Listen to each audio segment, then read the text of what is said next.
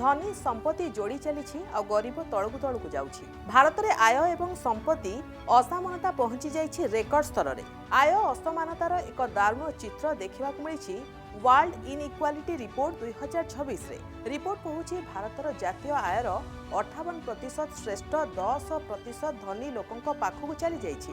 अन्य पक्षरे निम्न स्तर में 50% लोकंकु मात्र 15% ही मिलुछि। संपत्ति मामलार भी समान स्थिति। देशर श्रेष्ठ 10% धनीक पाखरे 65% संपत्ति अछि एवं टॉप 1% को पाखरे पाखापाखि 40%। जारी होइतिबा ई रिपोर्ट रे कुहा जाइछि जे भारत में व्यक्ति पिछा हाराहारी वार्षिक आय 6.56 लाख टंका।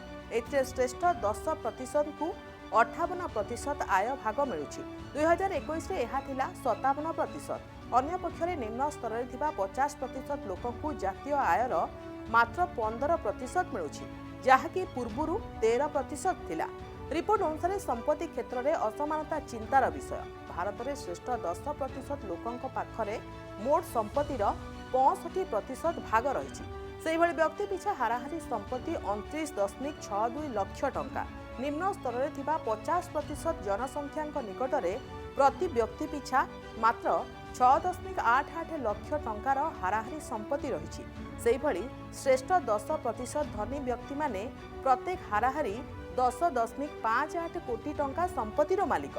श्रेष्ठ 0.001% बा पाखापाखि 56,000 लोकंक पाखरे प्रति व्यक्ति 10 कोटी यूरो बा पाखापाखि 1058 कोटी टंकार ऊर्ध्व संपत्ति थिबा रिपोर्ट रे उल्लेख रही।